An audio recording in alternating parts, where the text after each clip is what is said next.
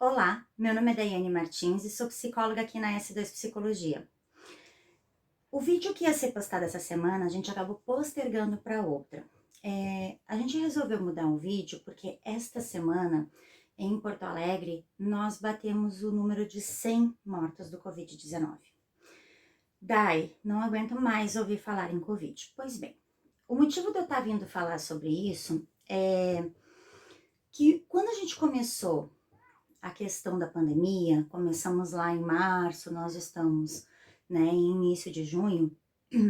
Quando começou a questão do Covid, abrimos a possibilidade de algumas pessoas virem conversar conosco, né, através de um atendimento online, para que as pessoas pudessem falar sobre suas ansiedades, suas angústias neste momento de Covid.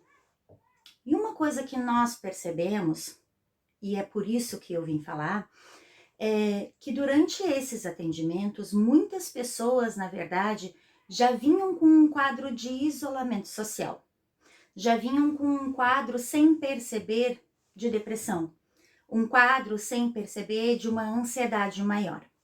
E aí, quando você tem um isolamento colocado em função disso, né, colocado obrigatoriamente em não mais da pessoa estar fazendo esse isolamento, isso se torna muito difícil de administrar. É por isso que algumas vezes a gente enxerga pessoas desobedecendo. Esse é um dos motivos, tá? Desobedecendo a questão do isolamento. Tem outros motivos também, tá ok? E eu tô falando aqui de pessoas que talvez não precisassem sair, que poderiam estar em casa fazendo as coisas como deveriam, ou até negando o isolamento, negando a necessidade de se fazer o isolamento social. De repente estar passeando no parque, passeando em determinadas situações que não haveria necessidade, ou que acabam fazendo porque acabam ficando muito mal em casa, porque não conseguem ficar. Se eu ficar em casa, eu estou me sentindo mal, acabo ficando mais deprimido, acabo ficando com mais ansiedade, então eu preciso sair. Por quê? Porque eu já tenho as minhas dificuldades internas, eu sem perceber já fazia um processo depressivo, diferente de uma depressão, fazia um processo depressivo, fazia um processo de ansiedade muito grande, mas eu não parava para olhar essas minhas emoções. E quando eu fico trancafiado em casa, putz, e agora? Eu sou obrigada a lidar com as minhas coisas. Tem um livro que a gente estudou na faculdade, na verdade ele é uma fábula, ok? Ele é uma fábula. Que é direcionada a qualquer pessoa, se consegue comprar na internet e consegue-se inclusive baixar, né, em PDF gratuitamente na internet. É o Cavaleiro Preso na Armadura. Nessa fábula, o cavaleiro ele tá preso dentro da armadura. Ele era um bondoso, gentil, uma pessoa que queria muito batalhar, que queria muito fazer as coisas, que queria estar pronto para as batalhas. Até que chega um determinado ponto que ele começa a não tirar essa armadura porque ele precisa estar pronto para qualquer momento que pudesse ser chamado para guerra, para salvar uma donzela, salvar qualquer coisa que precisasse. Só que chega um determinado ponto que nem o elmo mais sai da cabeça dele. E ele sai, então, numa jornada. Eu tô contando aqui rapidinho, tá? Quem quiser dar uma olhada lá no livro. Sai correndo, sai numa jornada para conseguir retirar essa armadura.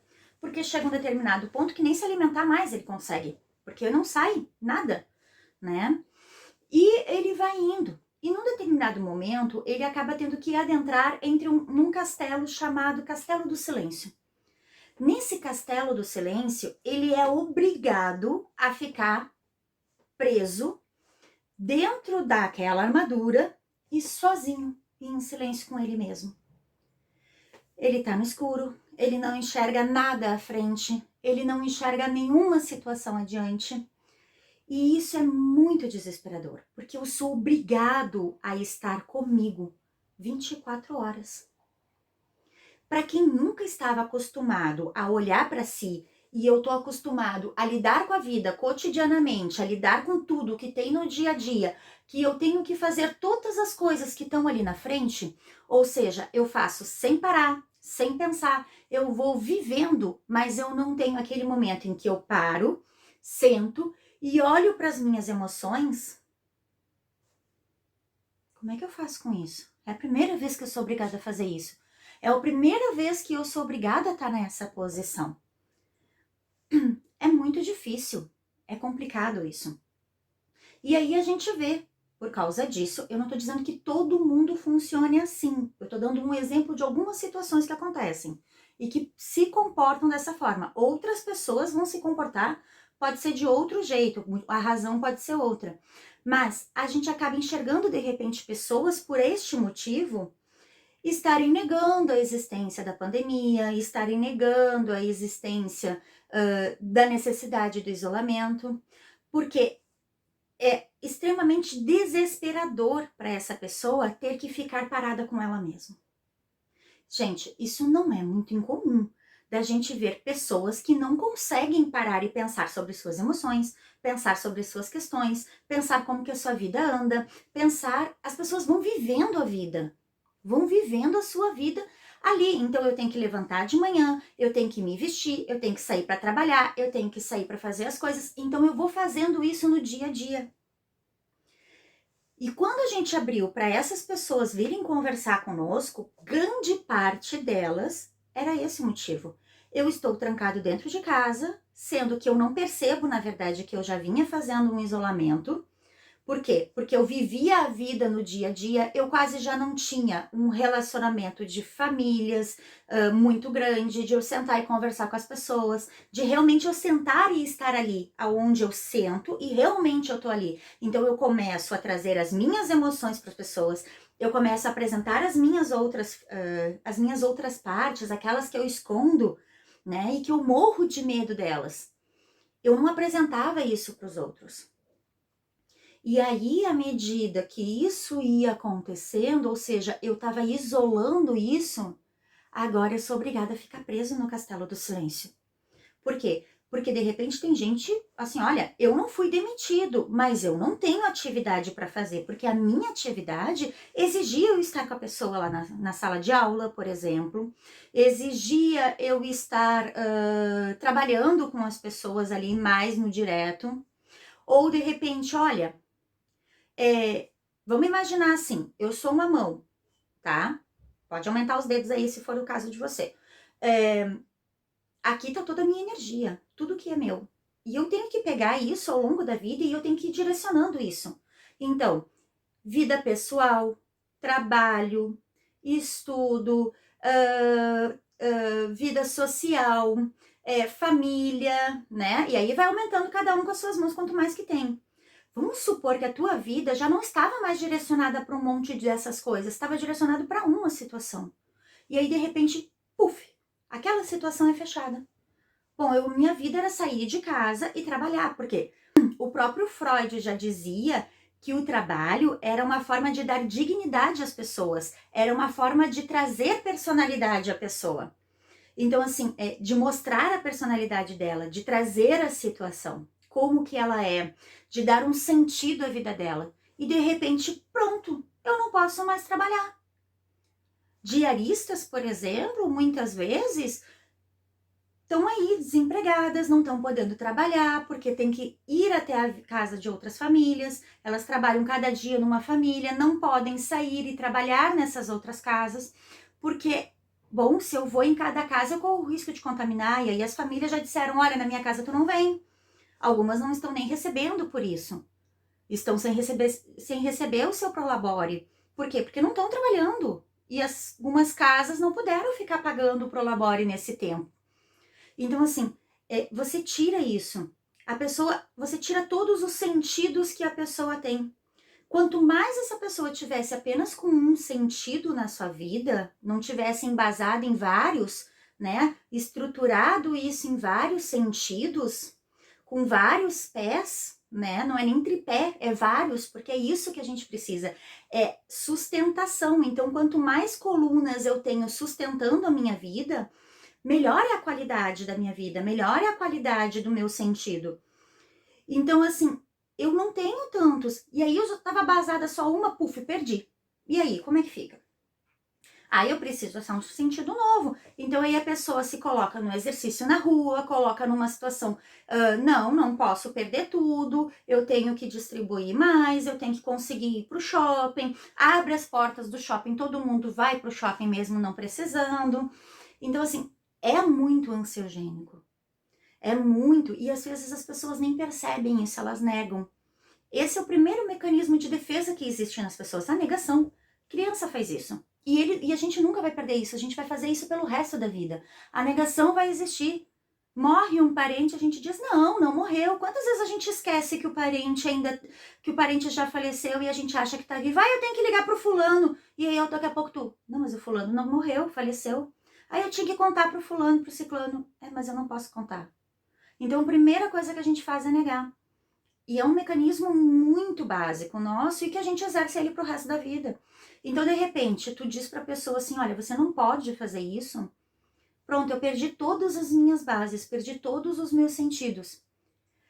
A gente tem escutado que muito vai se aumentar a questão de depressão, que muito vai se aumentar a questão de ansiedade, de doenças relacionadas a isso. Exatamente por isso. Porque sem perceber, nós já vínhamos num mecanismo automático, temos que estar prontos para a batalha, temos que estar prontos para trabalhar, temos que estar prontos para ir buscar, e outras coisas nossas não eram olhadas. Não era um desejo da pessoa olhar, ela foi obrigada agora a sentar e tipo assim, ó, senta a tua bunda na cadeira, desculpa a expressão, mas é exatamente isso, senta a tua bunda na cadeira, te olha no espelho e agora me diz, quem é você?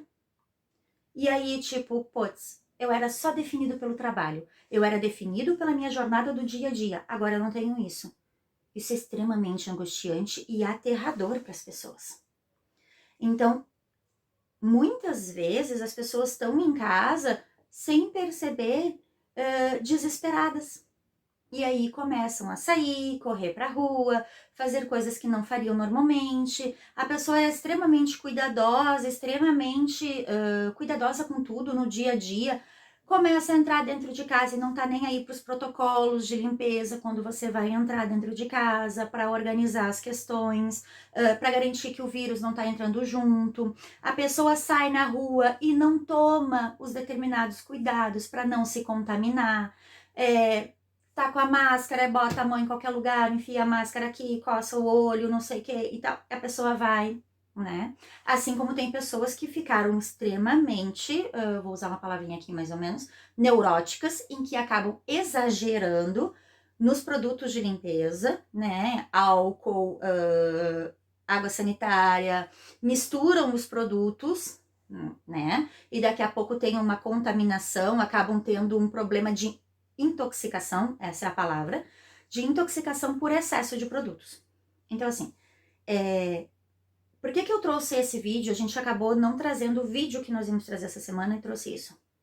Essa semana, como eu disse no início, aumentou, né? Nós chegamos à superlotação, inclusive, de lotação máxima de uma das unidades de UTIs para Covid em Porto Alegre. Não é só a questão de Porto Alegre, porque nós recebemos na saúde pública prefeituras ao nosso redor também, tá? Que não estão atendendo o Covid, ou seja, são direcionados para Porto Alegre quando precisam de internação, porque essas prefeituras estão dando conta daquilo que acontece no dia a dia. Infarto, AVC, problema de tromboses, né? Outras questões e que precisam de UTI. Ou seja, a pessoa recebeu um transplante de fígado, precisa ficar na UTI e estão dando conta dessas outras demandas que fazem parte do cotidiano e que elas não pararam porque existe uma pandemia, ok? Então, Porto Alegre está dando conta dessas demandas, então não é só Porto Alegre que acaba sofrendo pênalti nisso, né? Não é só apenas Porto Alegre, mas essas outras regiões que nós estamos recebendo e que também estão fazendo parte desse aumento dos números de casos. Então, a gente trouxe esse vídeo porque, assim, nós vamos voltar com um projeto nosso para ajudar as pessoas frente à ansiedade e angústia em função da pandemia. Nós sabemos, e isso tem sido dito em muitos jornais, que nós vamos ter consequências psicológicas a longo prazo em função da pandemia. Alguns dos motivos é justamente esse: nós já vínhamos no processo e não nos demos contas. Outros é em função das situações que acabam acontecendo em função do Covid e que teremos que lidar com isso. Então, a gente resolveu trazer algumas informações sobre isso. A gente quer que vocês possam compartilhar esse vídeo, que vocês possam escrever nos comentários ou mandar nos chats, directs para nós, o que vocês imaginam que tenha acontecido, como que vocês têm se sentido. Ao longo do tempo, agora das próximas semanas, nós vamos poder trazer algumas novidades em função desse projeto anterior que a gente tinha feito, para que a gente possa retomar e poder ajudar algumas pessoas, ok? Então, eu vou pedir que vocês curtam o vídeo, compartilhem, se inscrevam no canal, porque quanto mais pessoas estão inscritas e curtem os vídeos, mais o YouTube entende que pode ser importante para outras pessoas. E aí esse vídeo pode chegar a mais pessoas que precisem, ok? Um grande abraço a vocês. Quem puder, fique em casa nessas próximas semanas, que vai ser muito importante para que a gente possa descer essa curva e poder dar conta dos casos que nós já temos. A proteção e os cuidados consigo mesmo ainda é a melhor solução para a gente poder dar conta desse momento que nós estamos vivendo, ok? Um grande abraço e até mais!